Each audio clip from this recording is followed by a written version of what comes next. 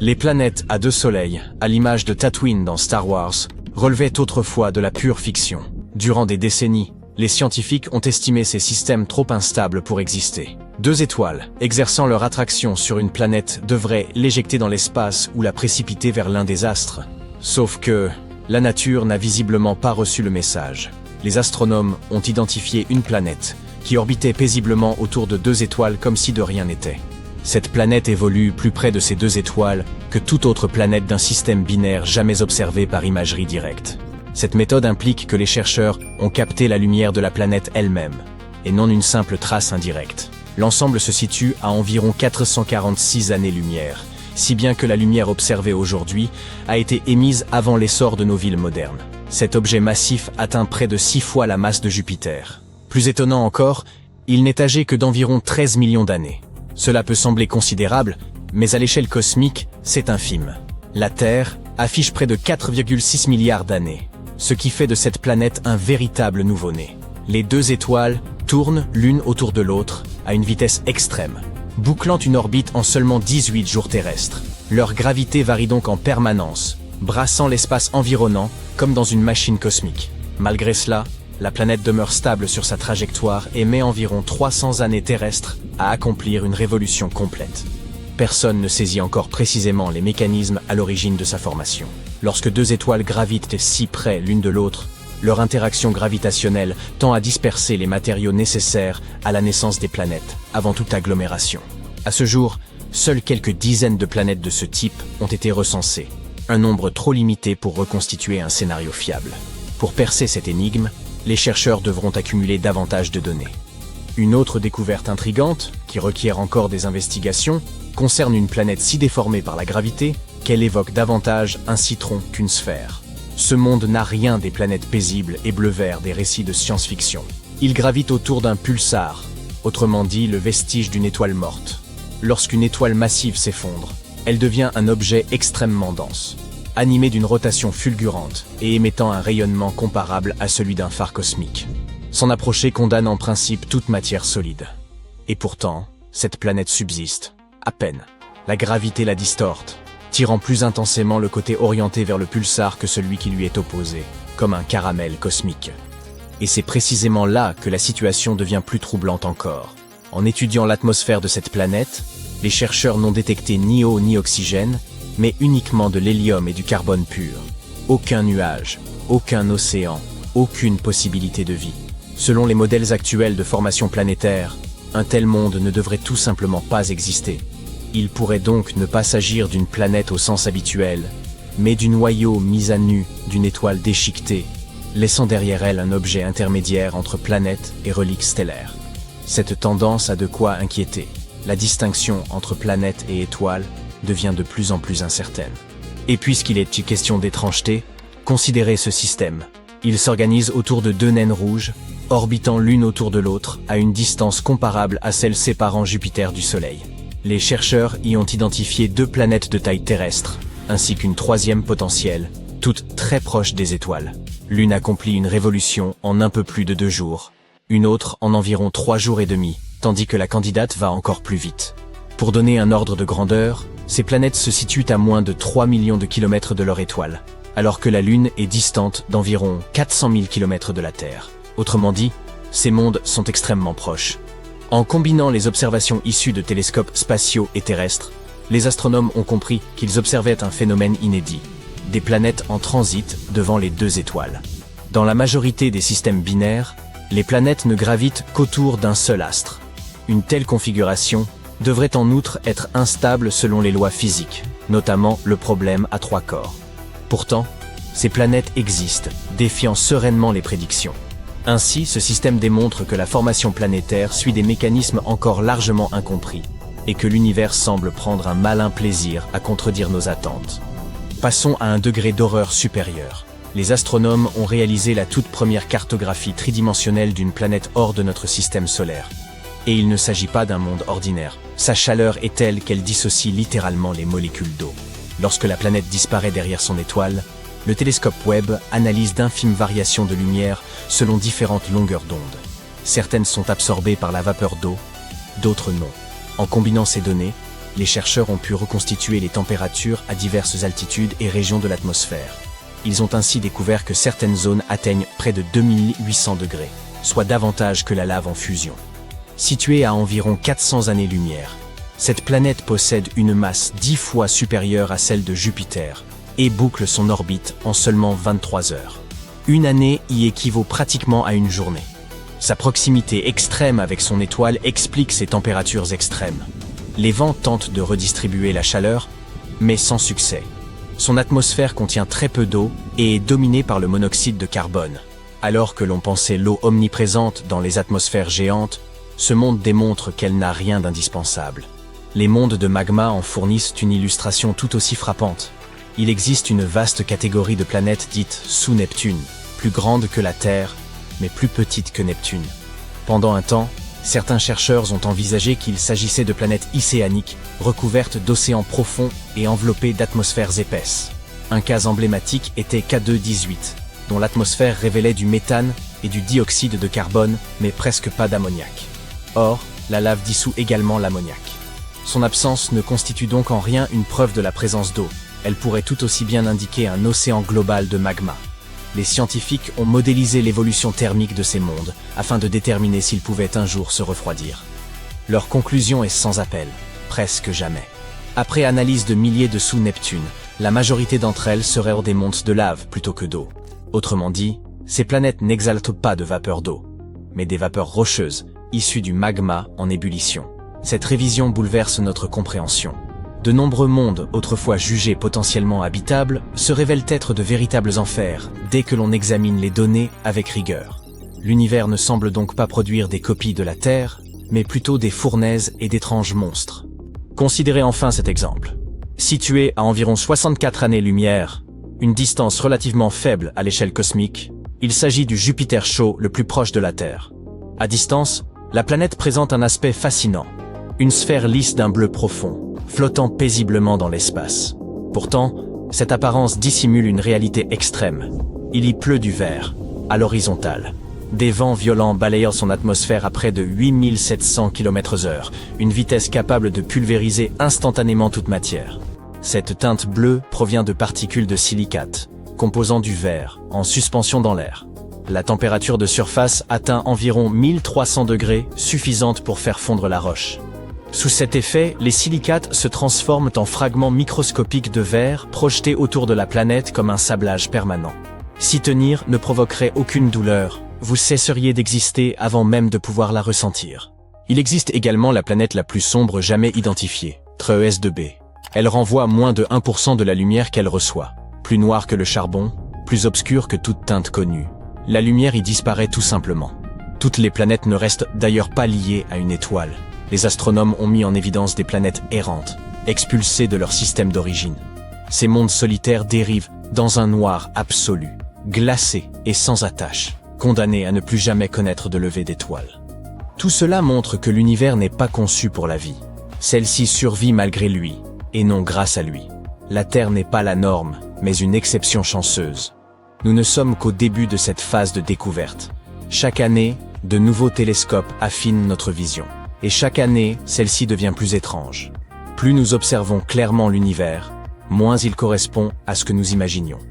Et c'est peut-être là le plus troublant. Qu'est-ce que la zone habitable? Dans ma chambre, c'est sans doute le seul coin encore épargné par les débris de nourriture et les jeux vidéo. Mais en astronomie, cette zone désigne une région autour d'une étoile où la température permet à l'eau de rester liquide. Trop chaude, elle s'évapore. Trop froide, elle gèle. À l'image de la soupe de boucle d'or, cette zone est juste comme il faut pour que de l'eau liquide subsiste, condition essentielle à la vie telle que nous la connaissons. Les 3 ours ne diront pas le contraire. La taille de cette zone dépend directement de la température de l'étoile qu'elle entoure. Toutefois, elle ne garantit en rien la présence de vie. L'atmosphère d'une planète et la protection offerte par son champ magnétique y jouent également un rôle essentiel.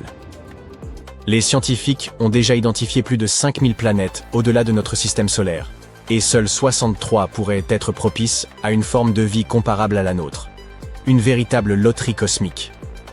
La bonne nouvelle, c'est que ce principe s'étend aussi aux lunes. Si celles-ci gravitent dans une zone habitable, Elles pourraient elles aussi abriter des conditions favorables à la vie. Ce serait un véritable jackpot. 2 oasis pour le prix d'une. Dans notre système solaire, la zone habitable s'étend approximativement entre 129 et 168 millions de kilomètres du Soleil. De toutes les planètes situées dans cette bande, seule la Terre a vu poindre la vie. Mais imaginons un instant que nous puissions rendre toutes les planètes habitables. Commençons par Mercure.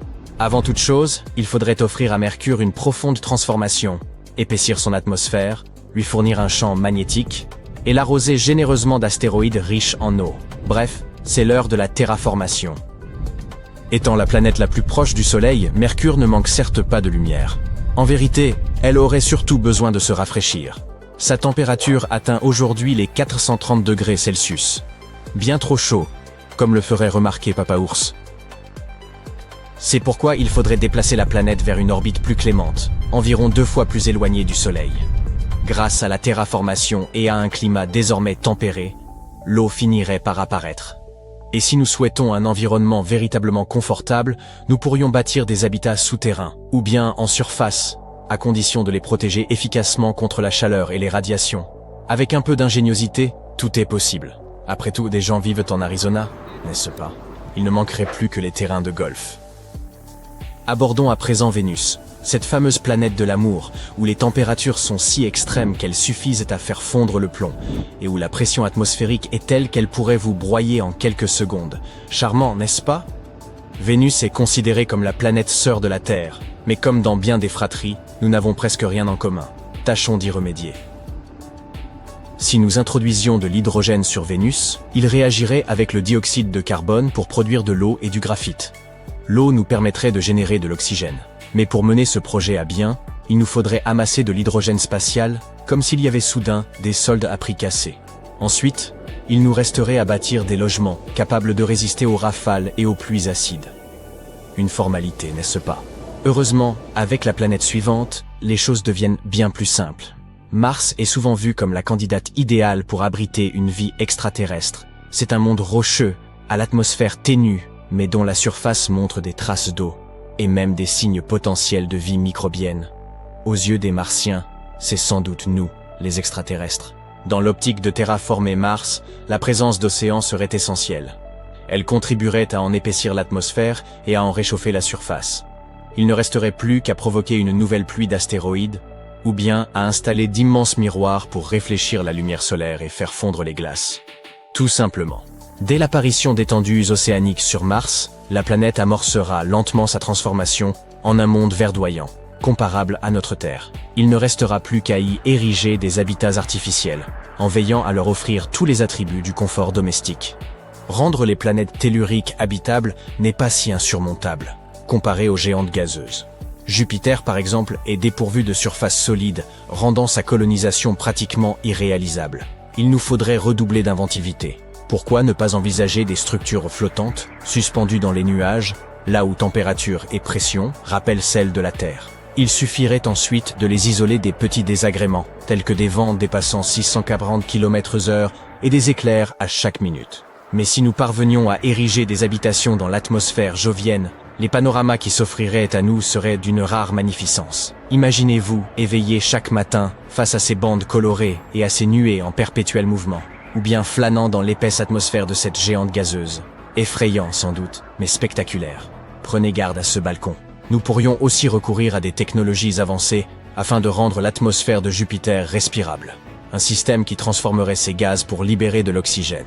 Cela relève aujourd'hui de la science-fiction, mais quelle idée fascinante. Abordons maintenant Saturne, autre géante gazeuse dénuée de surface solide, apte à accueillir la vie. Pourtant, tout espoir n'est pas perdu.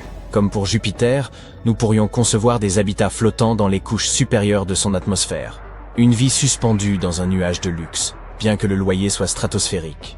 On pourrait également envisager de recouvrir la planète d'un vaste bouclier, semblable à un parapluie spatial, car dans l'espace, ce ne sont pas les gouttes d'eau qui tombent, mais les rayons cosmiques. Cette barrière servirait à nous préserver des radiations et des vents solaires, rendant le climat saturnien plus clément. Rappelons-nous notre récente évocation des lunes. Titan, satellite de Saturne, possède une atmosphère épaisse ainsi que, probablement, un océan souterrain.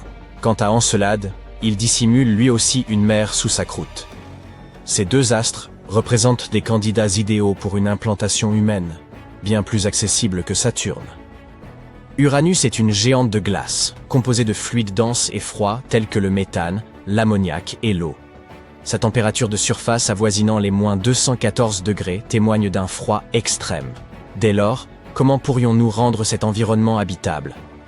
L'une des solutions consisterait à générer un effet de serre contrôlé. Ce phénomène naturel permet, sur Terre, de stabiliser les températures, lorsque ce n'est pas nous qui en sommes à l'origine. Quand la lumière solaire traverse l'atmosphère, une fraction est retenue par les gaz dits à effet de serre, formant une enveloppe thermique autour de la planète. Cela fonctionne, tant que nous ne le perturbons pas. Pour réchauffer une géante glacée telle qu'Uranus, il conviendrait d'amplifier cet effet. Nous pourrions, par exemple, enrichir son atmosphère en gaz appropriés ou concevoir un vaste réseau de miroirs destiné à capter la chaleur solaire. Mais une telle entreprise exigerait une logistique titanesque, sans parler de la précision requise pour en ajuster l'orientation. Il serait sans doute plus raisonnable de s'intéresser aux lunes d'Uranus. Leur surface rocheuse, voire la présence d'océans internes, pourrait en faire des havres propices à la vie, et les panoramas qu'elles offrent sont tout simplement sublimes. Passons maintenant à Neptune, dernière étape de notre périple, une autre géante de glace, dont l'année dure 165 révolutions terrestres. Façonnez d'abord une atmosphère. Celle de Neptune est essentiellement constituée d'hydrogène, d'hélium et de méthane. Pas vraiment idéal. Il nous faudrait y apporter des végétaux ou d'importantes quantités d'oxygène afin de la rendre un tant soit peu respirable. Mais comment ajouter de l'eau à une géante gazeuse? Il faudrait peut-être exploiter la glace présente sur ces lunes, ou bien envisager le transport de vastes quantités d'eau depuis la Terre. Imaginez un groupe de vaisseaux tractant d'immenses réservoirs en direction de Neptune. Et une fois la planète dotée d'une atmosphère respirable et d'eau liquide, il nous faudrait y édifier des habitats. Sans doute une nouvelle cité flottante, car on n'en a jamais trop. Imaginons que, par un miracle, toutes les planètes soient devenues habitables. Que se passerait-il? Cela relancerait sans doute l'exploration et la colonisation spatiale. Des habitations apparaîtraient un peu partout. On pourrait migrer de Mercure à Neptune simplement pour vivre dans un climat plus frais. Davantage de planètes habitables offriraient aux scientifiques l'occasion d'en apprendre davantage sur la Terre. Cela conduirait à de nombreuses découvertes. Et le commerce interplanétaire pourrait commencer. Extraction massive de ressources sur les planètes, les lunes et les astéroïdes. De quoi ravir certains milliardaires. Naturellement, tout ne serait pas idyllique. De telles entreprises provoqueraient inévitablement des rivalités liées aux ressources ou au territoire. Imaginez devoir arbitrer des tensions entre Martiens et habitants de Jupiter. Au-delà des plaisanteries, envisager un système solaire intégralement habitable demeure fascinant. Toutefois, une terraformation d'une telle ampleur est hors de portée, pour l'instant. Mais qui sait? Bien des choses jugées autrefois impossibles sont devenues réalité. Alors, continuons de rêver, tout en prenant soin de la planète que nous avons déjà. Allez hop, on embarque. Dépêche-toi, nous n'avons pas beaucoup de temps. Nous allons faire un voyage cosmique pour trouver la plus grande étoile de l'univers. La première étoile que nous croisons est notre propre Soleil. Il est loin d'être la plus grande, mais il est tout de même massif. On pourrait y faire entrer 1 million de terres. Cela signifie que si tu considères le Soleil comme un ballon de basket, la Terre aurait la moitié de la taille d'une gomme à crayon. Si on mettait toutes les planètes d'un côté de la balance et le Soleil de l'autre, les planètes ne feraient pas le poids. Le Soleil représente 99,9% de la masse totale du système solaire. La masse est essentiellement la quantité de trucs ou de matière dont une chose est composée. Et c'est à elle que l'on doit la brillance des étoiles. En effet, plus il y a de matière dans une étoile, plus son noyau est épais et chaud. Cela déclenche une chaîne de réactions chimiques. Les atomes d'hydrogène s'écrasent les uns contre les autres pour former de l'hélium, libérant ainsi une quantité incroyable d'énergie. C'est ce qui donne à l'étoile sa lumière et sa chaleur. Par conséquent, les grandes étoiles sont aussi des étoiles plus brillantes. Toutefois, avec toutes ces réactions, la durée de vie d'une étoile finit par diminuer. Lorsqu'elle commence à manquer de carburant, l'étoile entre dans la phase géante. Elle se dilate et devient rouge. Cela nous ramène à la tâche qui nous attend. La plus grosse étoile que nous trouverons sera probablement en fin de vie.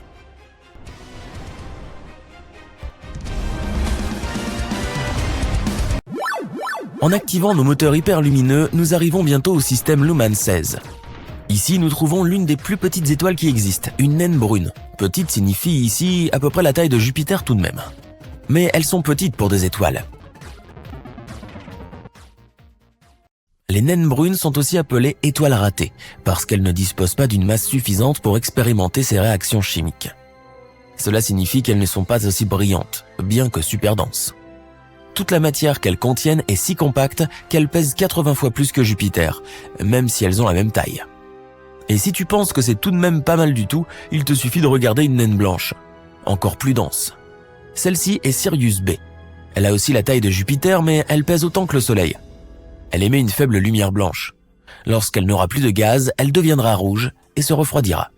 Maintenant, rapprochons-nous de sa voisine géante, Sirius A. On voit facilement cette étoile depuis la Terre sans avoir besoin de télescope. Elle est 2 fois plus lourde et plus que 1,5 fois plus large que notre Soleil. C'est l'étoile la plus brillante de notre ciel nocturne. Nous volons maintenant à 550 années-lumière de la Terre vers la constellation de Cassiopée. Il y a presque 100 ans, une explosion cosmique s'est produite à cet endroit. Elle a dilaté l'atmosphère de l'étoile Gamma Cassiopée et certains gaz ont été projetés dans l'espace. Après cela, elle est devenue l'étoile la plus brillante de la constellation. Elle est 10 fois plus vaste que notre Soleil. Passons maintenant à la célèbre étoile polaire. Curieusement, différentes étoiles ont porté ce titre au fil des ans, et d'autres le porteront dans le futur. C'est parce que l'étoile polaire de la Terre change tous les 26 000 ans. Imagine notre planète comme une toupie. Le pôle Nord se déplace en décrivant un petit cercle qui pointe différentes étoiles vers le vrai Nord. L'étoile actuelle est une supergéante qui est 37 fois plus vaste et 5 fois plus lourde que notre Soleil. Elle est facile à trouver dans le ciel nocturne. Elle est au bout du manche de la petite ours. Prépare-toi tout de suite, nous partons pour l'œil du cyclone, le centre de notre galaxie, la Voie lactée. Pour voir la prochaine étoile, nous devons passer en mode infrarouge. Cette étoile pistolet se dissimule dans la poussière de l'espace. En seulement 20 secondes, elle émet autant de lumière que notre étoile d'origine en une année entière. Et sa taille est stupéfiante. Elle est 420 fois plus vaste que le Soleil. Mais ce n'est pas encore l'étoile la plus lumineuse connue de l'humanité. Il s'agit d'une supergéante bleue dans la constellation du Triangle. Je te présente B416. Elle est presque 10 millions de fois plus lumineuse que le Soleil. Mais plus une étoile est brillante, plus elle épuise rapidement tout son carburant et plus sa durée de vie est ainsi réduite.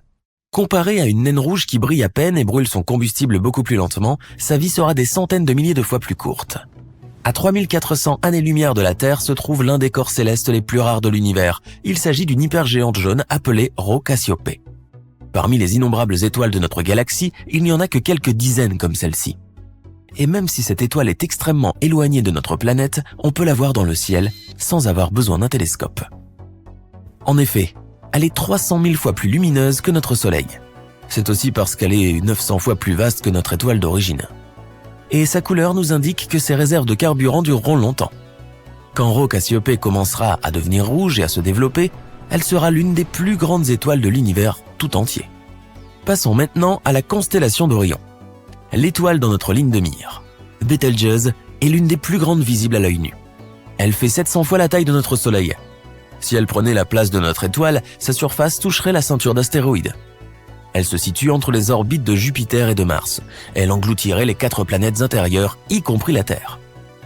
Mais cette étoile excite beaucoup les astronomes.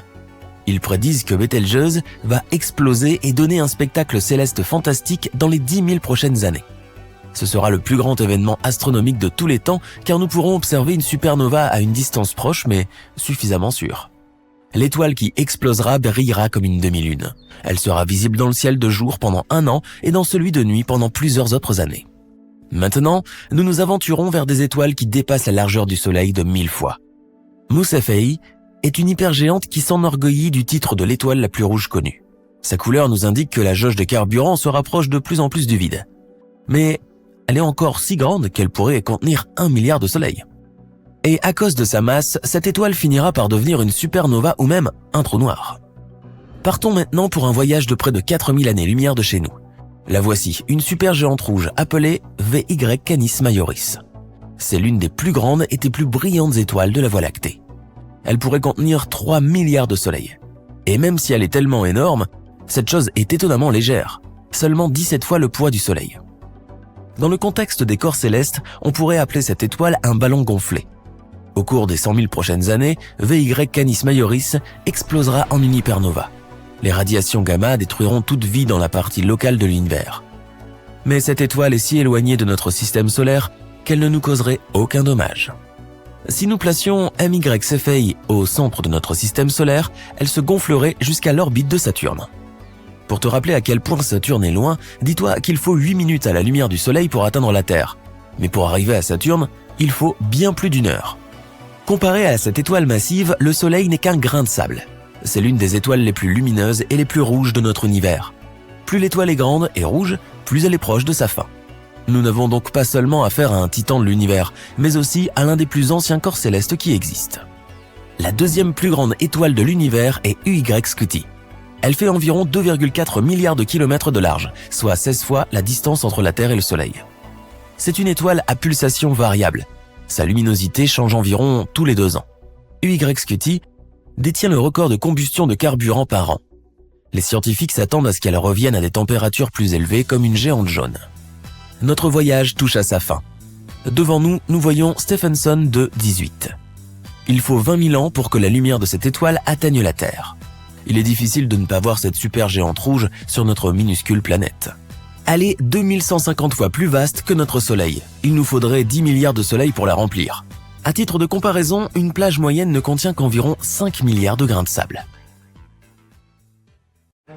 Accrochez-vous, chers passionnés de l'espace, car nous sommes sur le point de découvrir ensemble les secrets cosmiques qui ont été dévoilés cette année.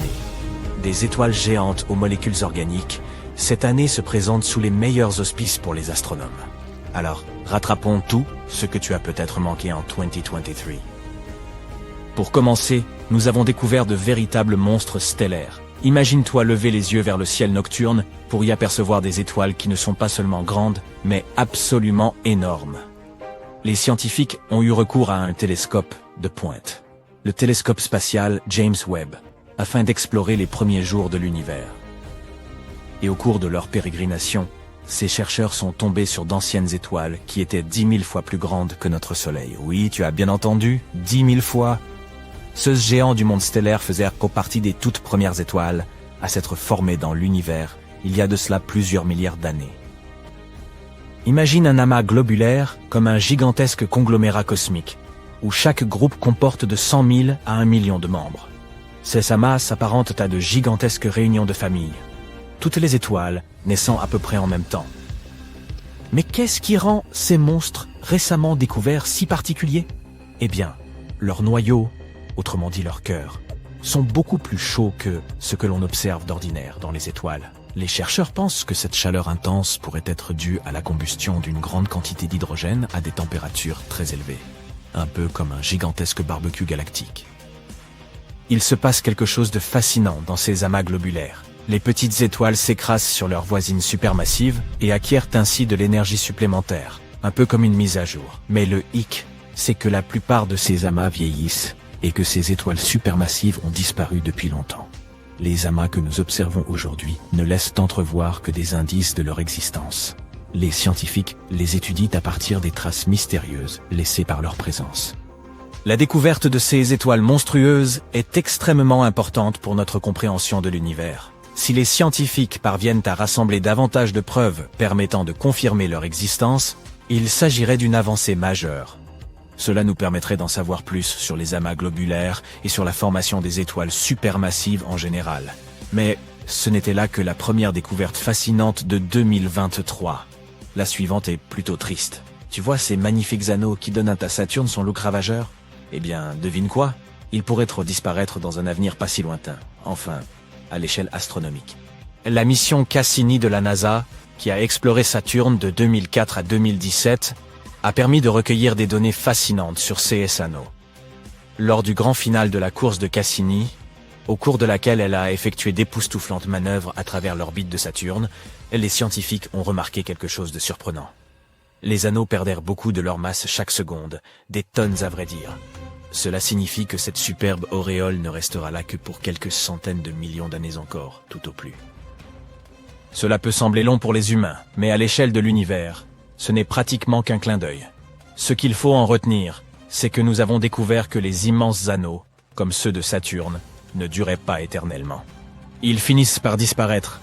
Au moins, ni toi ni moi ne serons plus là pour assister à ce moment. Les scientifiques ont une théorie amusante sur ce qui se passera lorsque les anneaux de Saturne disparaîtront. Ils pensent que les autres géantes de glace et de gaz de notre système solaire, telles qu'Uranus et Jupiter, ont peut-être eu, elles aussi, des anneaux massifs. Mais au fil du temps, ces anneaux se sont émiettés pour prendre l'aspect de fines bandes d'astéroïdes comme celles que possède actuellement Uranus. Les anneaux de Saturne sont principalement constitués de glace, mais ils sont également parsemés de poussière rocheuse. Celle-ci provient des astéroïdes et des minuscules météores qui s'écrasent sur d'autres corps célestes et se désagrègent. C'est un peu comme une tempête de particules glacées et de débris cosmiques. Les recherches ont également révélé que les anneaux de Saturne sont apparus longtemps après la formation de la planète elle-même. Ils étaient encore en train de se former lorsque les dinosaures peuplèrent la Terre. En termes d'âge astronomique, ils sont donc assez récents, puisqu'ils n'ont que quelques centaines de millions d'années. Cette découverte a enthousiasmé les astronomes, car elle signifie qu'un événement de grande ampleur s'est produit dans le passé de Saturne pour créer cet étonnant disque glacé. Mais il s'agit là d'un mystère qui attend encore d'être élucidé. Les scientifiques voudraient d'arrêt comprendre ce qui a exactement provoqué la formation de ces anneaux et pourquoi ils ont une structure aussi époustouflante. Espérons qu'ils y parviennent. Mais passons à quelque chose de plus optimiste, car nous avons une autre nouvelle passionnante venue de l'espace lointain. Récemment, des scientifiques ont étudié l'une des galaxies les plus éloignées de l'univers, et ils y ont trouvé quelque chose d'étonnant. Des molécules organiques. La galaxie en question porte un nom à coucher dehors, SPTO 41847.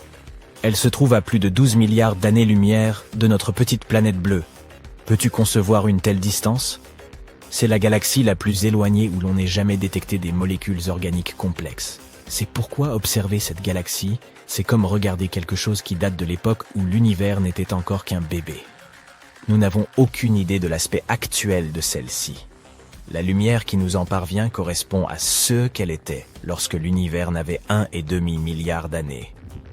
Imagine être capable de voir des choses qui remontent aussi loin dans le passé. Ce qu'on a trouvé là porte un nom très compliqué. Une molécule d'hydrocarbures aromatiques polycycliques, ou plus simplement une molécule de HAPE. Tu te demandes sans doute, mais qu'est-ce que c'est que ce bidule? Eh bien, devine quoi? On peut en fait trouver ces molécules ici même, sur notre bonne vieille planète. Elles peuvent se retrouver dans des choses telles que la fumée d'échappement des voitures ou dans celle des feux de forêt. Les molécules de HAPE sont constituées de chaînes d'atomes de carbone. Et voici en quoi elles nous importent. Elles sont considérées comme les éléments de base de la vie. Réalise seulement, les éléments constitutifs de la vie, ces minuscules chaînes de carbone, ont été découverts dans une galaxie très lointaine. C'est comme retrouver une aiguille dans une botte de foin. Les chercheurs ont également découvert que le gaz flottant dans cette galaxie était rempli d'éléments lourds. Ce n'est pas rien, car cela suggère que de nombreuses étoiles se sont succédées dans cette galaxie, créant tous ces éléments étonnants. Cela signifie que cette galaxie est potentiellement riche en de nombreux autres éléments. Cette découverte ouvre un monde de possibilités et soulève tant de questions passionnantes. Comment ces molécules se sont-elles formées dans une galaxie si lointaine? Et puisque nous regardons dans le passé, qu'est-il advenu de ces molécules organiques au cours de cette période? Ont-elles pu évoluer vers la vie? Nous ne faisons qu'effleurer la surface de choses incroyables qui attendent encore d'être découvertes. Au fait, si tout cela se passe si loin, comment les scientifiques ont-ils bien pu réussir à découvrir une chose pareille? Eh bien, encore une fois, ils disposèrent d'un instrument, le télescope spatial James Webb. Cette machine sophistiquée a été lancée récemment et dispose de pouvoirs décuplés en matière d'observation de l'univers. Lorsque les scientifiques ont étudié cette galaxie lointaine, ils ont rencontré un petit problème. La lumière provenant de ces objets lointains était si faible qu'elle était difficile à voir ou à détecter. Mais devine quoi? Ils ont eu une idée brillante pour résoudre ce problème. Ils ont eu recours à ce que l'on appelle la lentille gravitationnelle, qui est un peu comme la loupe de la nature. Imagine deux galaxies parfaitement alignées, comme pour une séance de photos. La lumière de la galaxie lointaine, celle en arrière-plan, se dirige vers nous. Mais au cours de son voyage, elle traverse la galaxie d'avant-plan, qui agit comme une lentille spatiale géante. Que se passe-t-il ensuite?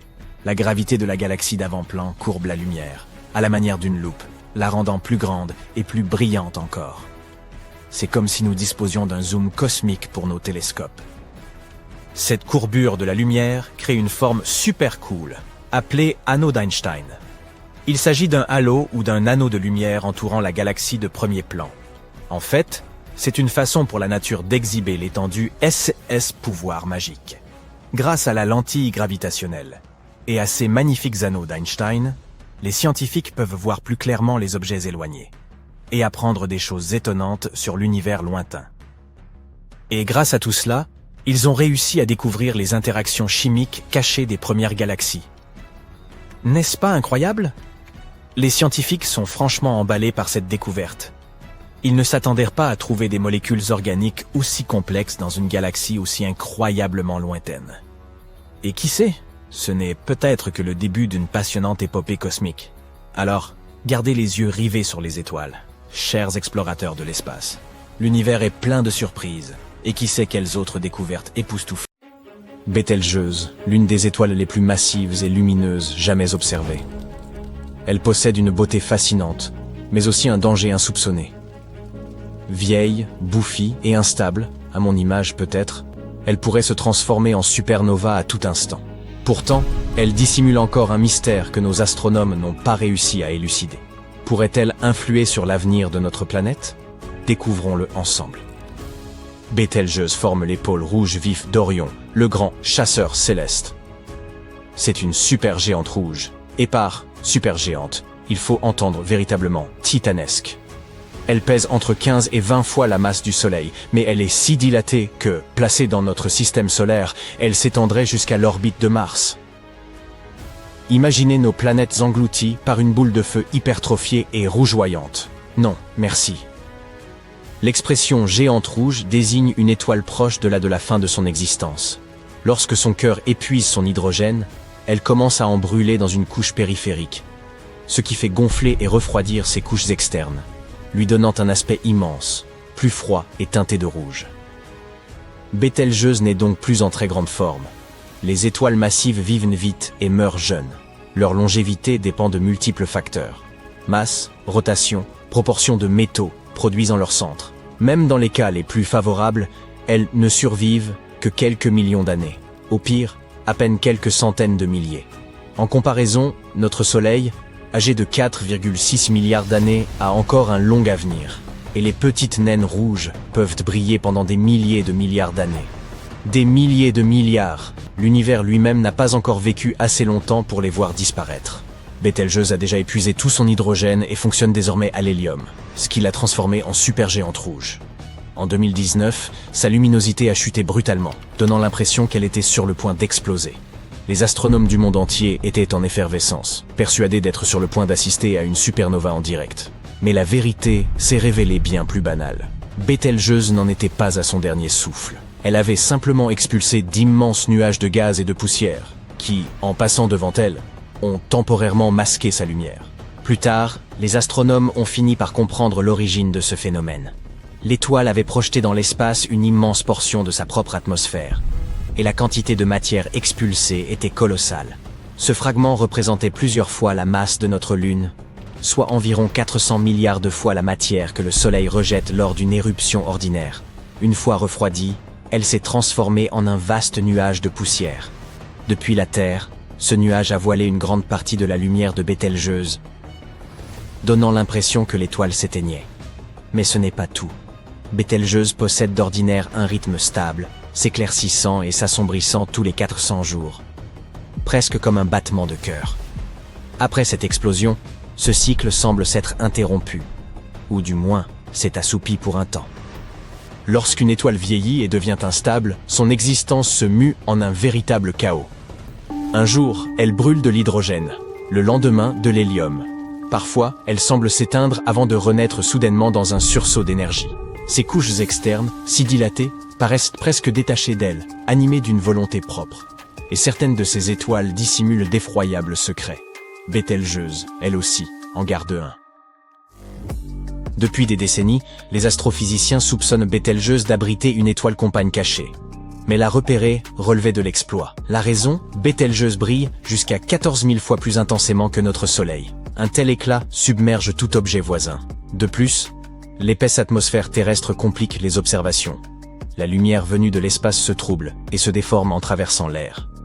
Lors du grand assombrissement de 2019, le télescope spatial Hubble a pu suivre l'événement depuis au-dessus de l'atmosphère, dissipant la crainte d'une supernova imminente.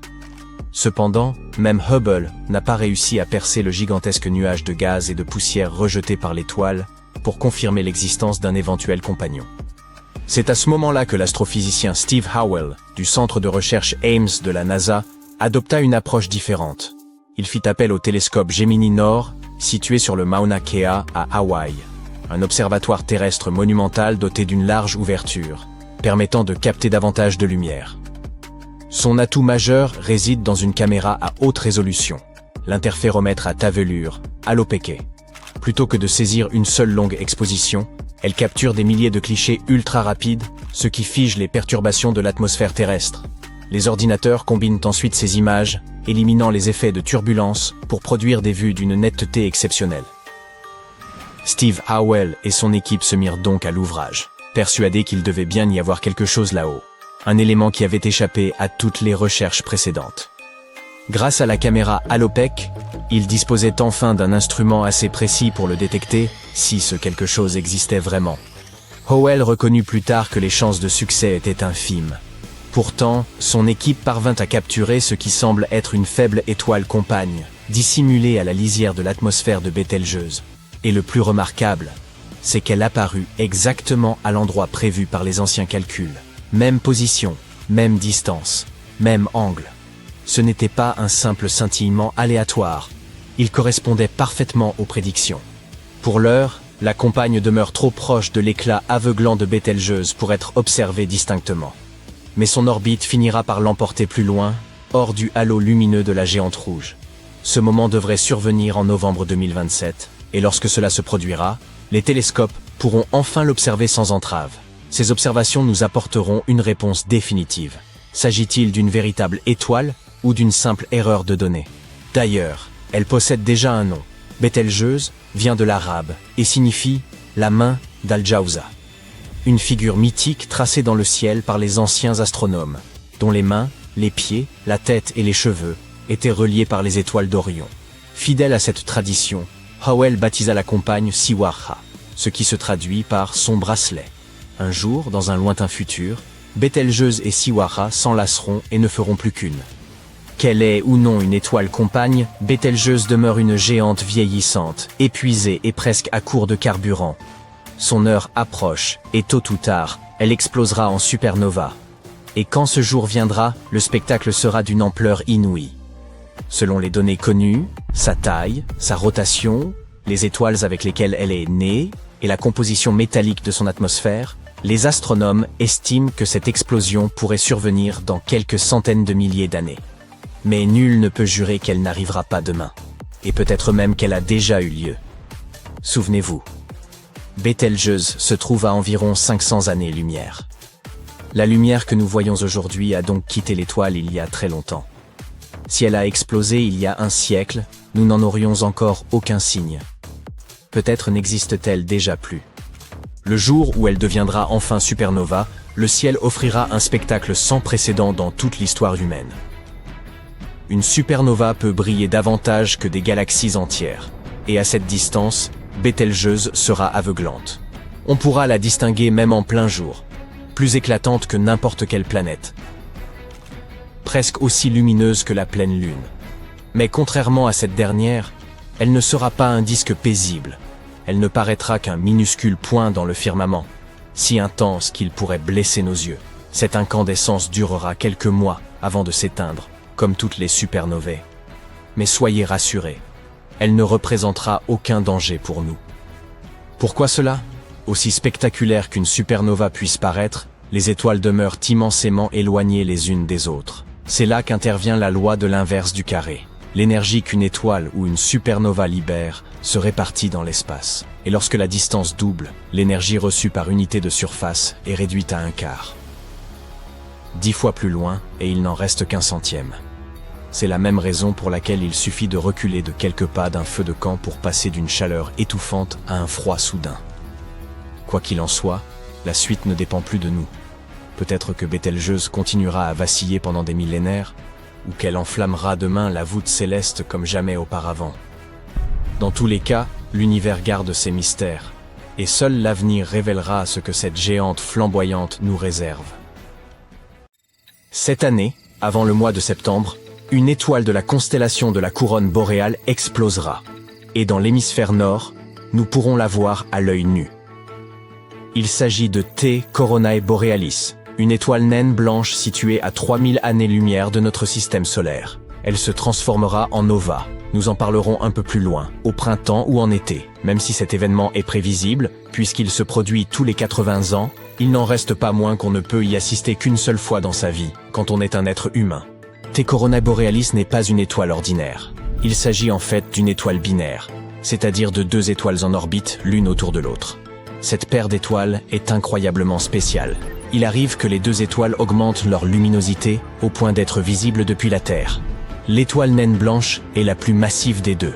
Mais le plus étonnant, c'est qu'elle pourrait contenir la même masse que le Soleil dans un volume équivalent à celui de la Terre. L'étoile qui l'accompagne, une géante rouge vieillissante, s'est déjà tellement développée qu'elle déverse désormais sa matière sur la naine blanche. Le moment est donc arrivé. Ces deux étoiles vont à nouveau exploser. Leur luminosité passera de la magnitude 11 à la magnitude 2. En astronomie, la magnitude est utilisée pour mesurer l'éclat d'une étoile ou d'un autre objet céleste. Plus l'étoile est brillante, plus le nombre attribué à la magnitude est faible. Dans le cas qui nous occupe, cela signifie que nous pourrons voir l'étoile à l'œil nu, même dans un ciel pollué par la lumière artificielle. Actuellement, nous ne pouvons voir cette belle binaire qu'avec des jumelles dans un ciel complètement noir. Après l'explosion, T Coronae Borealis deviendra l'étoile la plus brillante de la constellation de la couronne boréale pendant quelques jours, avant de s'éteindre progressivement. Cet événement ne doit pas être confondu avec une supernova. Lors d'une supernova, le cœur de l'étoile s'effondre, ce qui entraîne sa destruction complète. Cela ne peut arriver qu'à une étoile dont la masse est 8 fois supérieure à celle du Soleil.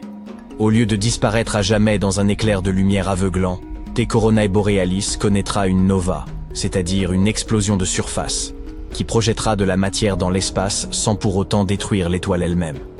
De telles novas récurrentes se produisent à intervalles réguliers. Autrefois, les astronomes appelaient T Coronae Borealis l'étoile de feu.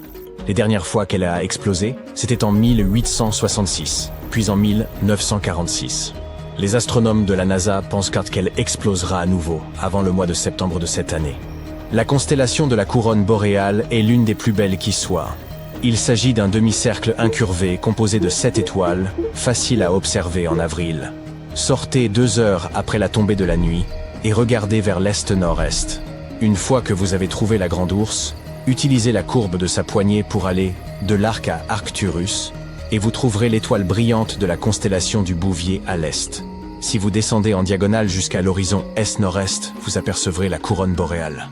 Si vous souhaitez observer l'illumination de T Coronae Borealis, il est conseillé de vous familiariser avec la région et les étoiles de la constellation dans laquelle elle se trouve. Une fois l'événement commencé, vous pourrez comparer son éclat à celui des autres étoiles et l'observer sans utiliser d'appareils sophistiqués. Une nova est une explosion soudaine et de courte durée impliquant une étoile compacte de la taille de la Terre ou un peu plus grosse. L'explosion provient d'une naine blanche qui tourne très près d'une étoile normale, si près qu'un flux de gaz s'écoule entre elles. Ce gaz commence à s'accumuler jusqu'à former une couche à la surface de la naine blanche. Il atteint alors un stade où il provoque une explosion thermonucléaire incontrôlée. Selon les astronomes, une 50aine de novas se produisent chaque année dans notre galaxie, mais toutes ne sont pas visibles. Le Fermi Gamma Ray Space Telescope de la NASA a observé plusieurs novas ayant eu lieu dans notre voisinage, à l'échelle de l'univers, bien sûr. Ils ont découvert que ces explosions produisaient des rayons gamma. Il s'agit de la forme la plus énergétique de la lumière. Les chercheurs pensent également que ces rayons gamma résultent de collisions entre de nombreuses ondes de choc, qui s'échappent du site de l'explosion dans une coquille de débris en expansion rapide. Maintenant que nous avons parlé des novas, il est temps d'aborder un sujet beaucoup plus spectaculaire, les supernovas. Il s'agit de la plus puissante explosion à laquelle l'homme puisse assister, une gigantesque déflagration accompagnée d'une illumination incroyable et brève. Une supernova est en quelque sorte le bouquet final d'une étoile massive qui s'éteint. Cela peut arriver aux étoiles dont la masse est au moins 5 fois supérieure à celle de notre Soleil. Lorsqu'elles approchent de la fin de leur vie, elles s'éteignent avec un énorme boom. Les étoiles massives brûlent d'incroyables quantités de combustible nucléaire en leur sein, produisant des tonnes d'énergie. Cela donne à leur cœur une chaleur phénoménale.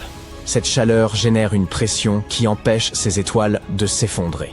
Mais toute étoile est en équilibre entre deux forces opposées. Sa gravité tente de la comprimer en une boule minuscule et serrée, tandis que le combustible nucléaire, qui brûle au cœur de l'étoile, produit une puissante pression vers l'extérieur. Lorsqu'une étoile géante commence à manquer de combustible, elle commence à se refroidir. La pression diminue et la gravité l'emporte. L'étoile s'effondre. Cet objet énorme, dont la masse est des millions de fois supérieure à celle de la Terre, implose en l'espace de 15 secondes. Il n'est pas étonnant que ce processus rapide produise d'énormes ondes de choc. Elles font éclater les couches extérieures de l'étoile. Finalement, il ne reste plus qu'un noyau incroyablement dense, en plus d'un nuage croissant de gaz chaud appelé nébuleuse. Un trou noir, l'objet le plus dense de l'univers, est le résultat de la supernova d'une étoile environ 10 fois plus massive que notre Soleil. Il existe un autre type de supernova qui se produit généralement dans les systèmes où deux étoiles gravitent l'une autour de l'autre, et où au moins l'une d'entre elles est une naine blanche de la taille de notre planète. Si une telle étoile entre en collision avec un autre astre, ou si elle tire trop de matière de sa voisine, elle peut exploser en supernova. Les supernovas sont souvent si brillantes qu'elles peuvent éclipser la lumière combinée de galaxies entières pendant plusieurs jours, voire plusieurs mois. Les supernovas ne sont pas courantes. Les astronomes pensent qu'il n'y en a que quelques-unes par siècle dans des galaxies comme la nôtre. Mais comme l'univers contient un très grand nombre de galaxies, nous pouvons observer quelques centaines de supernovas chaque année hors de la Voie lactée. Malheureusement, la poussière spatiale nous empêche de voir la plupart des supernovas les plus proches de nous. Bételgeuse, une géante rouge au stade avancé, a explosé en 2019. Mais ce n'était pas l'événement que nous nous attendions à voir. Cette étoile, située dans la constellation d'Orion, est énorme. Si grande que si nous la déplacions au milieu de notre système solaire, son bord extérieur irait bien au-delà de l'orbite de Jupiter. Lorsque Bételgeuse approchera de sa fin, elle explosera en une supernova d'une luminosité stupéfiante, visible sur Terre même pendant la journée. Cette explosion pourrait se produire dès demain ou dans des centaines de milliers d'années. Inutile donc de retenir votre souffle. Mais alors, que s'est-il passé en 2019 ? Les astronomes ont remarqué que l'étoile s'affaiblissait. Ils se sont dit qu'il s'agissait des prémices du grand spectacle. Mais au lieu de cela, Bételgeuse est redevenue normale quelques mois plus tard. Une analyse plus poussée a révélé que l'étoile ne s'était pas assombrie. Si nous en avions l'impression, c'est parce que nous l'observions au travers d'un nuage de débris stellaires. Au même moment, la quantité de lumière dans la photosphère de Bételgeuse s'est accrue, comme si une explosion massive de matière avait eu lieu à la surface de l'étoile. Des événements de ce type se produisent en permanence sur le Soleil, en particulier lorsque l'activité de notre étoile est élevée. Des morceaux de la surface du Soleil s'en mêlent et se détachent. C'est ce qu'on appelle les éjections de masse coronale. Elles n'endommagent pas notre planète, mais elles peuvent perturber les satellites et les équipements électriques. Pour en revenir à Bételgeuse, nous n'avons jamais vu une éjection de masse aussi importante à la surface d'une étoile. Il s'agit d'un phénomène nouveau que nous pouvons observer directement et que nous pouvons même voir en détail grâce au télescope Hubble. Selon les astronomes, nous assistons pour la première fois en direct à l'évolution d'une étoile. La Terre, figée par le froid et livrée à la solitude, dérive dans l'immensité du vide. Jupiter, seul vestige d'un système détruit, continue de graviter autour du Soleil. Ce n'est pas le scénario d'un film catastrophe, mais l'hypothèse sérieuse d'une simulation récente. Cette fois, la menace ne provient ni d'un Soleil agonisant, ni d'un gigantesque astéroïde frappant les planètes à la manière d'une boule de bowling. Elle s'insinue, discrète, et peut-être déjà à l'œuvre. Une étude récente s'est penchée sur les effets qu'un passage stellaire rapproché pourrait engendrer. Une telle rencontre risquerait de projeter les planètes dans l'espace, de bouleverser leur trajectoire ou d'altérer leur climat. Mais que sont exactement ces étoiles errantes ? Et ce scénario est-il réellement envisageable ? Ces astres de passage sont des étoiles ordinaires, telles que notre Soleil, en mouvement constant dans la Voie lactée. L'espace étant en perpétuel mouvement, il arrive qu'elles croisent d'autres systèmes. En général, cela reste sans conséquence. Toutefois, si l'une d'elles venait à s'approcher de trop près, son influence gravitationnelle pourrait perturber les planètes les plus éloignées, comme Neptune, et engendrer une lente cascade de déséquilibre dans l'ensemble du système. Ces rapprochements, bien que rares, intéressent les chercheurs car leurs répercussions, à l'échelle de millions d'années, peuvent être majeures. Ils offrent des clés pour comprendre l'évolution des orbites planétaires et les bouleversements passés de notre propre planète.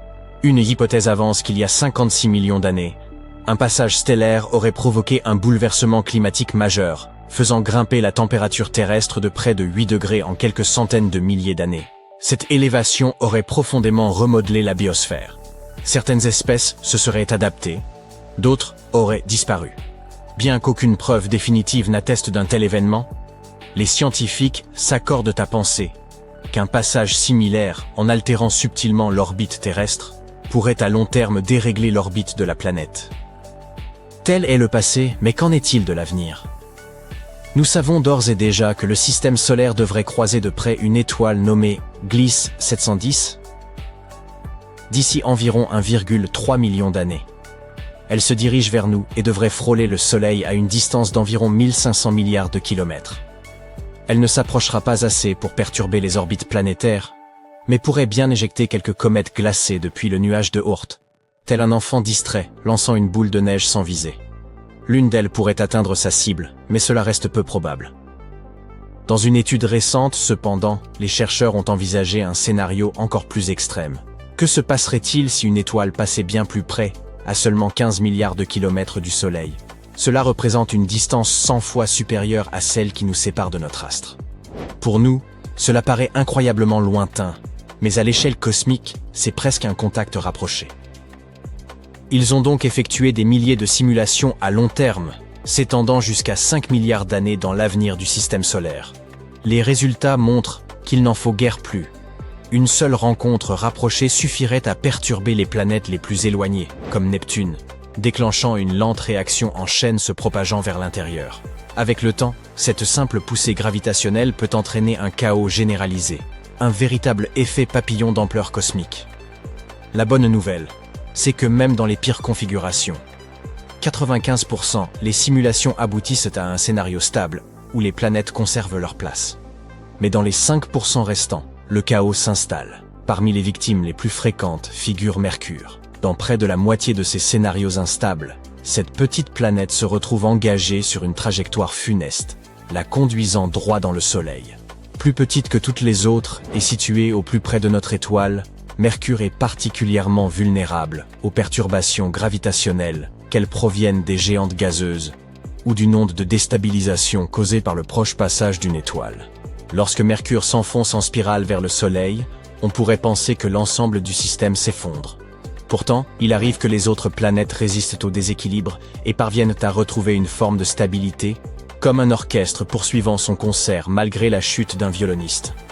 Étrangement, l'orbite de Mercure est déjà la plus instable du système solaire, à la fois très allongée et fortement inclinée, et certaines recherches envisagent déjà sa disparition dans le Soleil, comme une inéluctable issue à long terme. Vénus semble bénéficier d'un sursis légèrement plus favorable dans ces scénarios chaotiques. Elle est moins fréquemment expulsée ou engloutie par le Soleil que Mercure, mais reste loin d'être à l'abri. Le plus souvent, le désordre survient lorsque Mercure devient instable, perturbant l'orbite de Vénus, et la déviant peu à peu vers une trajectoire de collision avec la Terre ou Mars.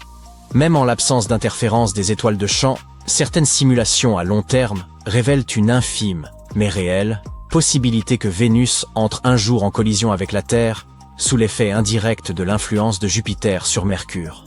Une telle rencontre entre Vénus et notre planète entraînerait leur destruction totale.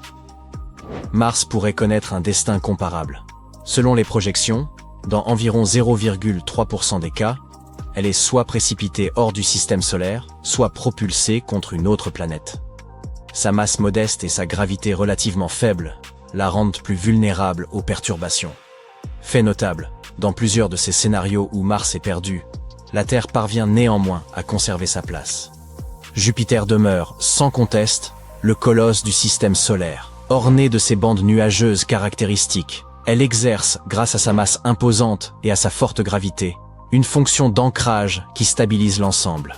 Parmi les 12 000 simulations effectuées, 392 aboutissent à un résultat extrême. Toutes les planètes sont éjectées, sauf une, Jupiter, seule survivante. Son influence régulatrice empêche souvent les planètes plus petites de dériver, et dans certains cas, elle contribue même à la réorganisation du système après une perturbation. Saturne, bien que moins imposante, apparaît comme l'alliée constante de Jupiter. Mais les projections révèlent que lorsqu'elle change soudainement d'orbite, elle peut engendrer des ondes gravitationnelles, appelées résonances séculaires, qui se propagent jusque dans le système solaire interne, altérant ainsi les trajectoires d'astres comme la Terre ou Mars.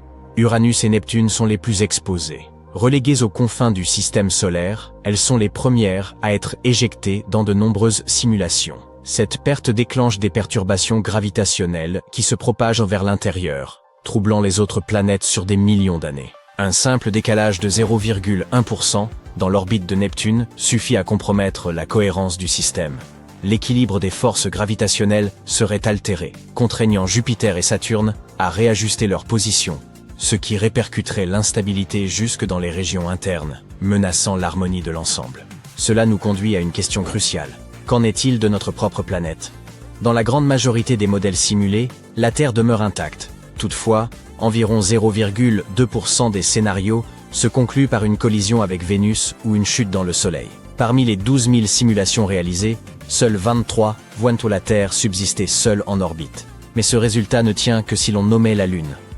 En l'incluant, la prévisibilité du système s'effondre. Notre satellite pourrait s'écraser sur la Terre, être capturé par une étoile errante ou perturber lentement notre trajectoire au fil de millions d'années. Il convient de rappeler que ce tableau correspond à une hypothèse extrême. Les probabilités restent infimes, mais elles ne sont pas nulles. Cela étant posé, envisageons cette éventualité. Que se passerait-il si la Terre était projetée hors du système solaire? Notre planète deviendrait ce que les astrophysiciens nomment une planète errante, livrée à l'espace interstellaire une fois privée de l'ancrage solaire. Sa surface gèlerait vite, avec des températures plusieurs centaines de degrés en dessous de zéro. Mais contre toute attente, la vie ne serait pas totalement éradiquée. Le noyau terrestre conserverait sa chaleur pendant des milliards d'années, entretenu par la désintégration radioactive et la chaleur résiduelle de sa formation. Cette énergie suffirait à maintenir des zones souterraines tempérées, comme c'est sans doute le cas sur des lunes glacées, telles qu'Europe ou Encelade. La vie pourrait subsister dans des cavernes profondes ou des océans enfouis. Ce ne serait plus un monde foisonnant. Mais il ne serait pas non plus tout à fait désert, du moins pendant un temps. Un globe froid, silencieux, isolé, vestige d'un monde jadis animé, et peut-être, quelque part dans l'immensité, une autre civilisation lèvera les yeux, distinguera une lueur bleutée dérivant dans le vide, et, intriguée, se mettra à simuler ce qui pourrait advenir si cette planète venait à frôler son propre soleil, disons à seulement 15 milliards de kilomètres, par exemple. Des scientifiques ont découvert une étoile invisible nichée au cœur de la Voie lactée, une étoile qui a joué un rôle clé dans la genèse de notre galaxie. Située à 26 000 années-lumière, en son centre, un objet massif et imperceptible a commencé à se diffuser partout, et vous l'inhalez à chaque instant sans même en avoir conscience.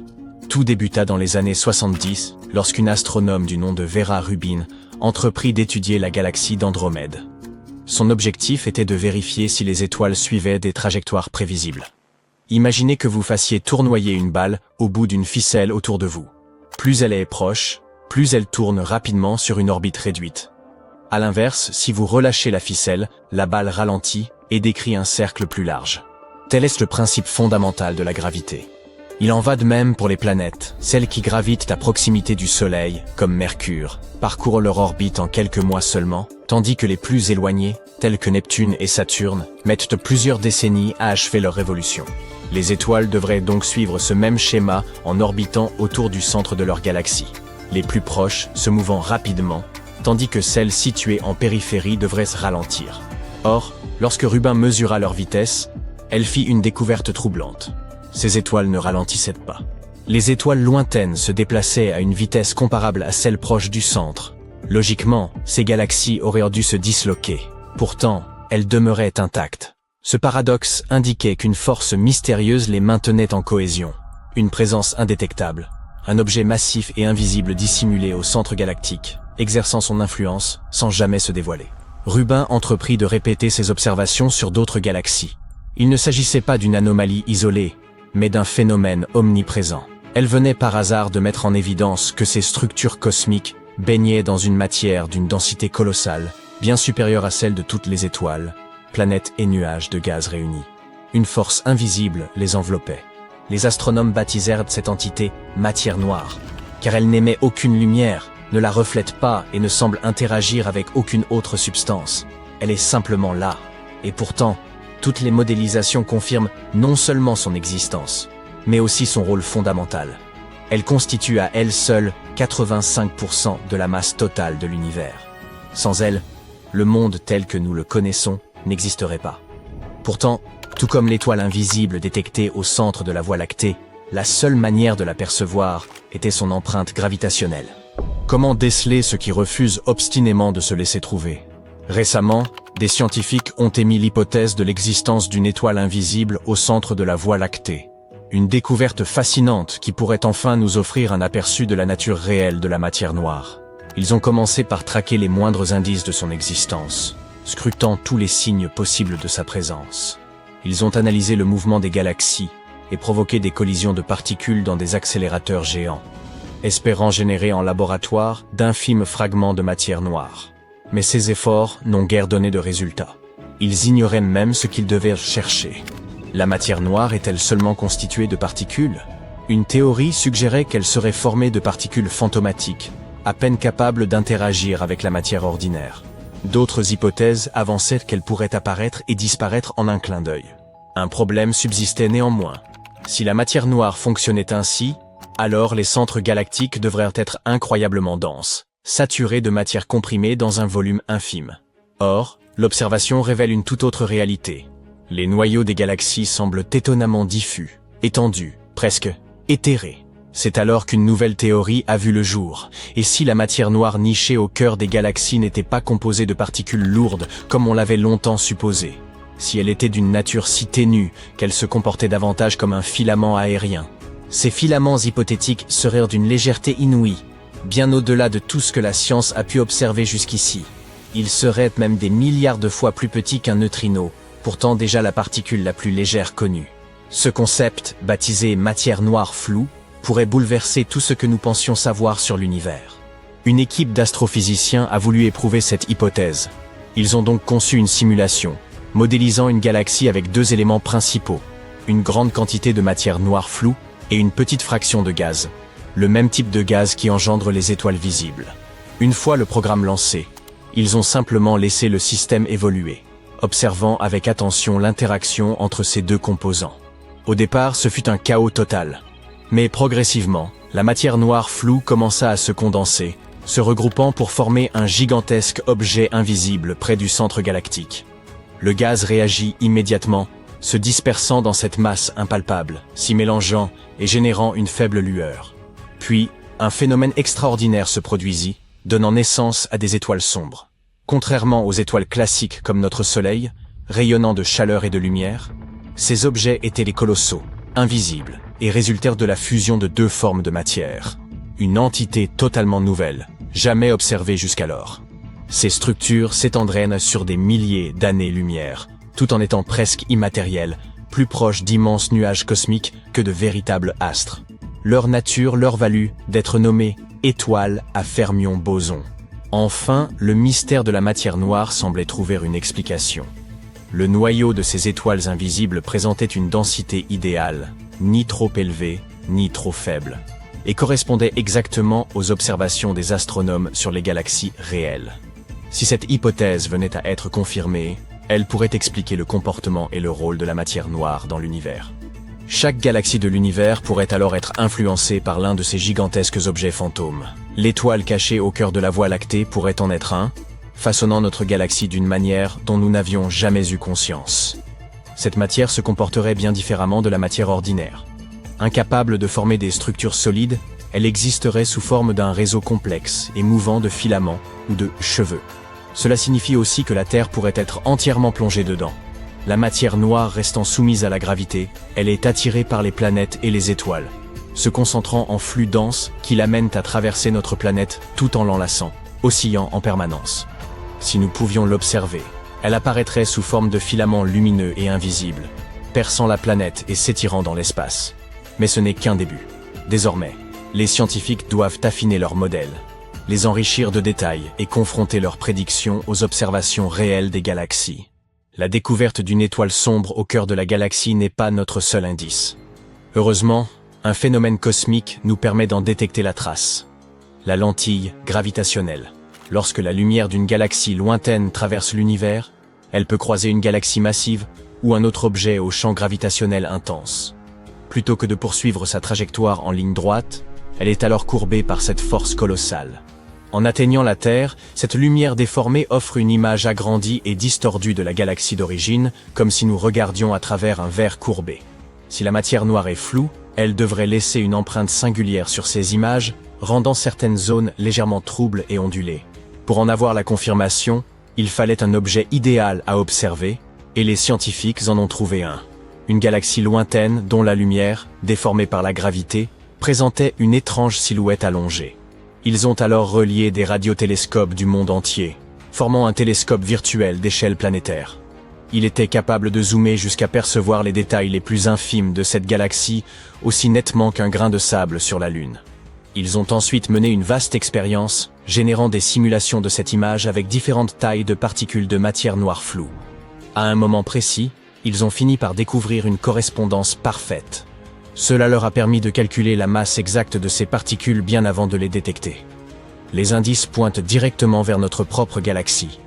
Les zones les plus denses de ces cheveux cosmiques, leurs racines, pourraient être étonnamment proches, à seulement quelques dizaines de milliers de kilomètres de la Terre, une distance accessible pour une sonde spatiale. Avec la découverte de cette étoile invisible au centre de la Voie lactée, il ne reste plus qu'à l'étudier de près. Une mission vers l'une de ses racines pourrait enfin nous permettre de résoudre l'un des plus grands mystères de l'univers. La plupart de ces points scintillants disséminés dans le firmament semblent hors d'atteinte. Pourtant, l'un d'eux, Bételgeuse, est une étoile si gigantesque et si proche que l'on peut l'observer à l'œil nu. Pour la repérer, commencez par identifier les 3 astres alignés de la ceinture d'Orion. L'étoile rougeâtre située sur la gauche est Bételgeuse. Elle figure parmi les plus brillantes visibles depuis la Terre, et ne se trouve qu'à quelques 640 années-lumière. Bételgeuse appartenait à la catégorie des étoiles de type O à la teinte bleu-blanc, l'une des plus chaudes qui soit. Elle atteignait alors des températures avoisinant les 50 000 degrés Celsius. Mais cette époque est révolue, désormais vieillissante. Elle s'est refroidie pour culminer à une température de seulement 3200 degrés Celsius. Un pause de 3 secondes. Les étoiles bleu-blanc sont d'une masse colossale et brillant d'un éclat saisissant, grâce à l'abondance de leur hydrogène. Toutefois, cette splendeur a un prix. Elles consument leur carburant à un rythme effréné. Et, en prenant de l'âge, elles évoluent naturellement en géantes rouges. C'est précisément ce qui est arrivé à Bételgeuse. Ayant épuisé son hydrogène, elle a commencé à brûler de l'hélium. Cela a provoqué le gonflement spectaculaire de ses couches externes, à la manière d'un ballon, la transformant en supergéante rouge et la propulsant parmi les plus grandes étoiles recensées. Elle atteint à présent un diamètre de plus d'1,13 milliard de kilomètres. À ce stade, elle est environ 1000 fois plus volumineuse que notre Soleil. Si Bételgeuse venait à le remplacer, elle engloutirait Mercure, Vénus, la Terre, Mars et même Jupiter. Son atmosphère s'étendrait presque jusqu'à Saturne. Pause de 3 secondes. Un phénomène intrigant a récemment été observé. Bételgeuse s'est mise à tourner bien plus vite que ne le permettrait normalement sa taille. Les étoiles de cette envergure sont censées avoir une rotation lente. Pourtant, elle s'est brusquement mise à tourner à une vitesse d'environ 5 km par seconde. Grâce à de puissants radiotélescopes, la surface orangée de Bételgeuse a pu être observée avec une grande netteté. C'est ainsi que l'on a découvert ces variations de luminosité. Par moments, elle brille intensément, puis s'assombrit considérablement. Ce cycle se répète tous les 400 jours environ. Plus récemment, le télescope ALMA, un réseau d'antennes fonctionnant comme un instrument unique, a révélé que la surface de Bételgeuse se déplaçait de façon asymétrique. Une portion semble s'approcher de nous, tandis que l'autre s'en éloigne. Pause de 3 secondes. Mais il se pourrait que tout cela ne soit qu'un effet d'optique. Contrairement à notre Soleil, à la surface homogène, Bételgeuse présente un relief chaotique, semblable à un chaudron en ébullition. Elle bouillonne, tourbillonne avec violence. Imaginez d'immenses panaches de gaz brûlant jaillissant de son cœur, atteignant la surface, avant de replonger vers l'intérieur. Et ces bulles dépassent non seulement la taille du Soleil, mais aussi celle de l'orbite terrestre autour de lui. Ces bulles montent et redescendent à une vitesse vertigineuse, plus rapide encore qu'un engin spatial. Ce tumulte pourrait tromper nos instruments et leur faire percevoir une rotation plus rapide qu'en réalité. D'autres astronomes avancent que Bételgeuse aurait pu engloutir une étoile voisine, ce qui aurait accru sa vitesse de rotation. Mais ce ne sont, pour l'instant, que des hypothèses. Char pause de 3 secondes. La situation s'est encore complexifiée lorsque Bételgeuse a de nouveau perdu en éclat, cette fois de manière inattendue. Ce qui est remarquable, c'est que la découverte fut faite grâce à un satellite météorologique.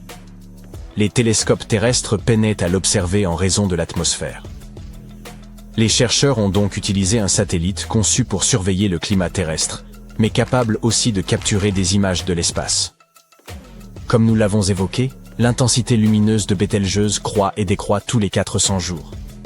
Or, récemment, elle s'est subitement obscurcie dans une proportion 2,5 fois supérieure. Cet événement a été baptisé le Grand Assombrissement.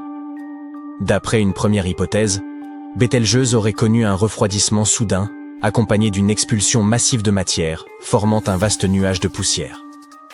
Celui-ci aurait occulté la lumière de l'étoile, la rendant bien plus terne qu'à l'accoutumée. De surcroît, les chercheurs ont constaté un comportement inhabituel de cette poussière, ce qui pourrait trahir un dérèglement profond au sein même de l'astre. Le cycle de pulsation de Bételgeuse s'est lui aussi modifié. Il ne s'écoule désormais plus que 200 jours entre un pic de luminosité et son déclin. Et pour ajouter au mystère, au printemps 2023, l'étoile s'est mise à briller plus ardemment encore qu'à son zénith habituel. Pourquoi est-ce inquiétant? Parce que cela pourrait être un signe précurseur du grand final de Bételgeuse. Et les conséquences pour la Terre ne seraient pas négligeables. Now pause de 3 secondes. Nous pourrions être à l'orée d'une supernova. Lorsqu'une étoile massive comme Bételgeuse a consommé tout le carburant en son cœur, elle amorce la combustion de nouveaux éléments, tels que le carbone, l'oxygène ou le silicium. Ce processus conduit à la formation de fer en son noyau, et c'est à ce stade que tout bascule. La fusion du fer avec l'hélium ne libère pas d'énergie, contrairement à d'autres réactions, elle en absorbe. Cela provoque l'effondrement du cœur de l'étoile sur lui-même, un phénomène connu sous le nom de supernova à effondrement de cœur, un spectacle proprement renversant. Les supernovae dégagent une telle luminosité qu'elles peuvent surpasser l'éclat de galaxies entières. Mais celle de Bételgeuse serait exceptionnelle. Du fait de sa relative proximité avec notre planète, son éclat serait tel qu'on pourrait même la voir en plein jour. Lorsque cela se produira, Bételgeuse resplendira avec l'intensité d'une pleine lune, concentrée en un point minuscule. Pendant près de 2 mois, sa clarté sera si saisissante qu'il vous serait possible de lire un livre à la seule lumière de la supernova, même en l'absence totale d'éclairage urbain, à condition que le ciel soit dégagé. 6 pauses de 3 secondes. L'idée d'assister à l'explosion de Bételgeuse en supernova a de quoi faire frémir d'excitation. La dernière fois qu'un tel événement s'est produit dans notre galaxie, c'était à l'époque de Johannes Kepler, il y a plus de 400 ans.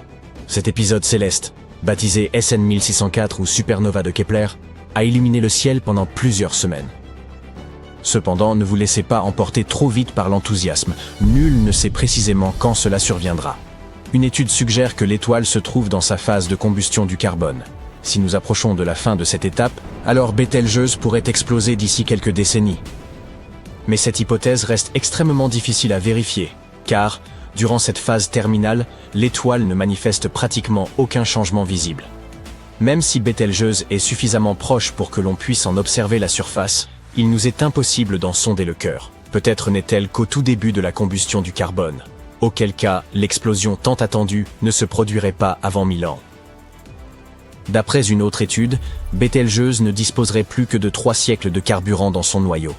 Les chercheurs rappellent qu'elle est sujette à des cycles réguliers d'expansion et de contraction, et que son rythme de pulsation laisse entrevoir qu'elle est bien plus massive qu'on ne le pensait. Cela indiquerait qu'elle est plus avancée dans son évolution, et donc plus proche de la fin. 5 pause de 3 secondes. D'autres conjectures proviennent de l'étude d'étoiles analogues.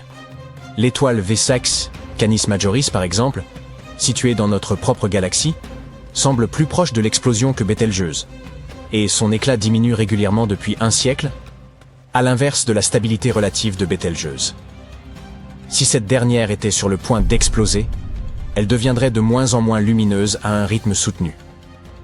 Par ailleurs, certains textes anciens laissent entendre qu'il y a 2000 ans, Bételgeuse apparaissait jaune, et non rouge, aux yeux des observateurs. Si cela est avéré, alors nous pourrions être témoins des tout premiers instants de sa phase terminale.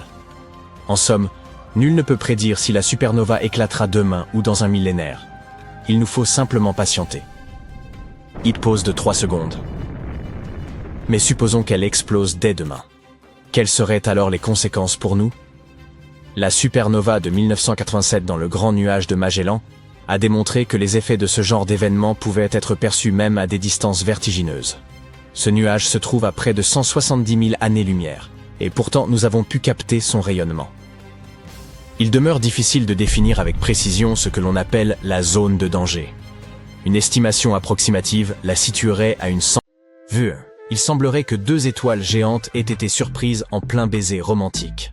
Bien que cela puisse ne sembler être que des ragots de paparazzi au premier abord, il s'agit en réalité d'un phénomène cosmique fascinant découvert par une équipe internationale d'astronomes.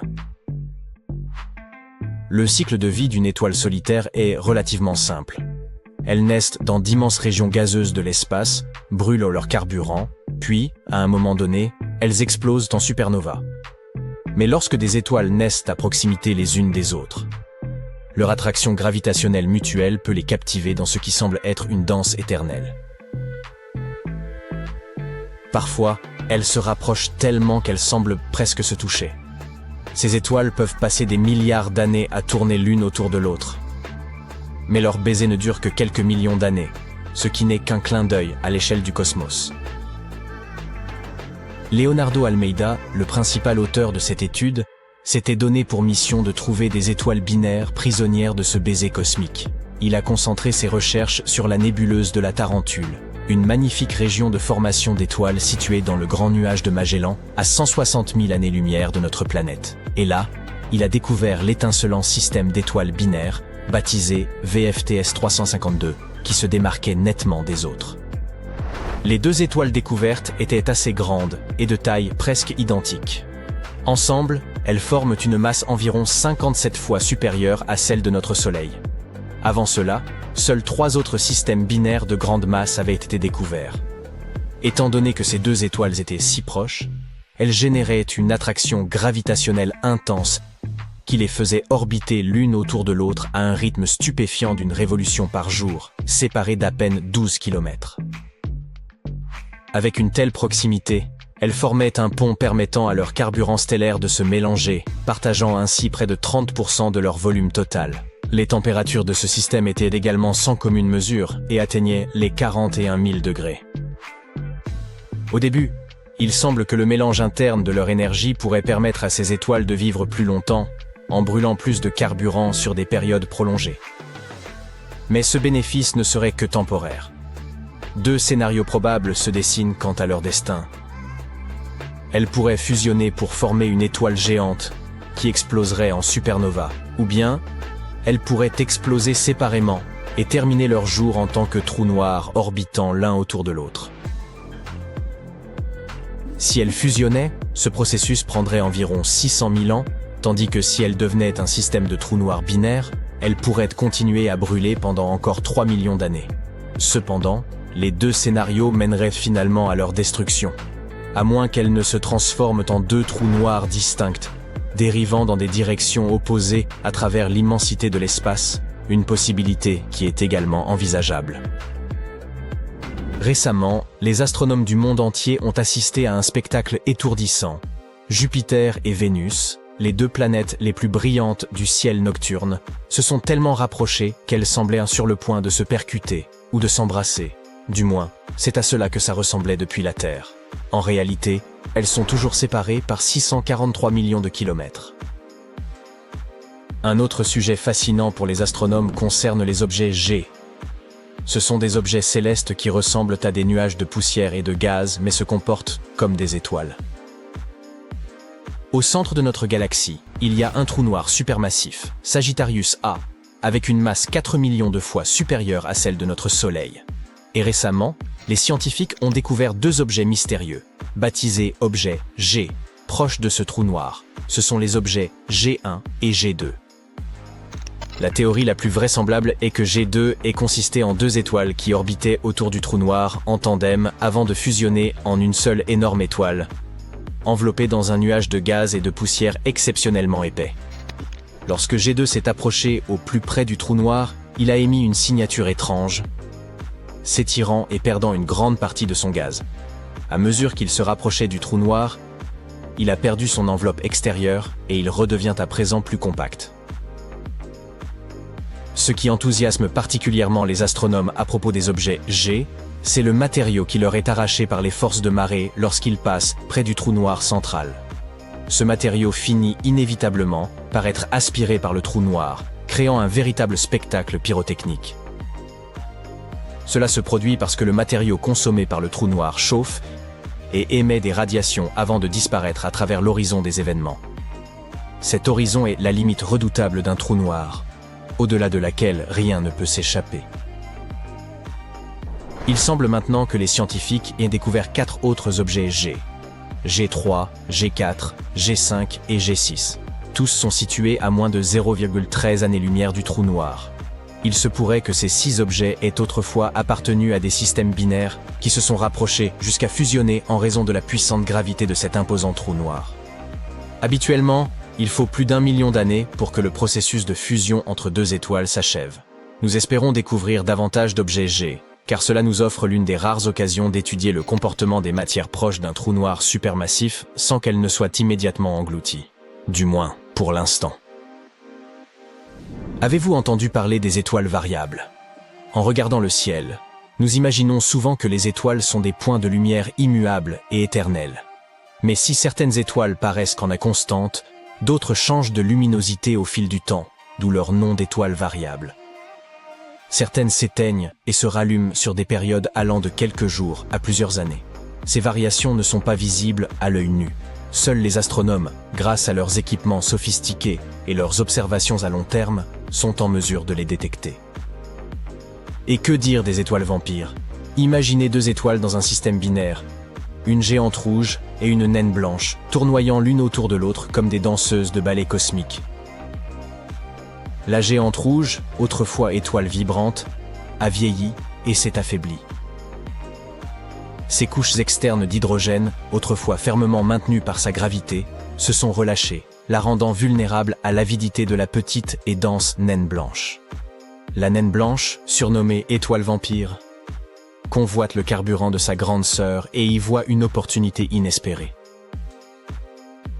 Alors qu'elles dansent ensemble, l'étoile vampire utilise sa puissante force gravitationnelle pour siphonner l'hydrogène des couches externes de la géante rouge. Elle brille alors d'une teinte bleue et semble rajeunir et déborder d'énergie à mesure que sa cavalière se rabougrit. Mais il n'y a pas que les étoiles vampires. On compte aussi des étoiles zombies. Parfois, lorsqu'une géante rouge explose, elle ne se désintègre pas complètement.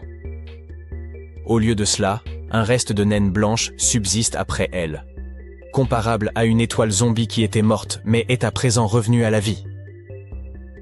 Cependant, cette étoile zombie n'a pas faim de cerveau comme dans les films, mais de l'hydrogène même que l'étoile vampire lui volait depuis le début. Si l'étoile zombie se trouve suffisamment proche de son ancienne partenaire, elle commencera à aspirer de la matière pour ressusciter son noyau. Elle deviendra alors une bombe d'hydrogène, prête à exploser dans un formidable spectacle de vengeance cosmique. C'est un phénomène fascinant que nous ne détectons généralement pas car ces explosions sont beaucoup plus faibles que les supernovas habituelles. Mais lorsqu'elles se produisent, la détonation qui en résulte est proprement dantesque et détruit à la fois l'étoile vampire et son jumeau zombie. Il semblerait que les vampires et les zombies ne soient pas que des personnages de fiction après tout. Non seulement nous sommes faits de poussière d'étoiles, mais nous avons aussi plus de points communs avec les étoiles que nous ne le pensions. Ainsi, les étoiles aiment également rester en groupe avec leurs proches, et la plupart des étoiles préfèrent donc voyager à travers l'univers en amas. Ces amas stellaires sont des groupes d'étoiles gravitationnellement liés entre elles. Celles qui s'y trouvent sont généralement du même âge et du même type, partageant les mêmes passe-temps et les mêmes centres d'intérêt. Peut-être ont-elles même une vie sociale plus active que la nôtre.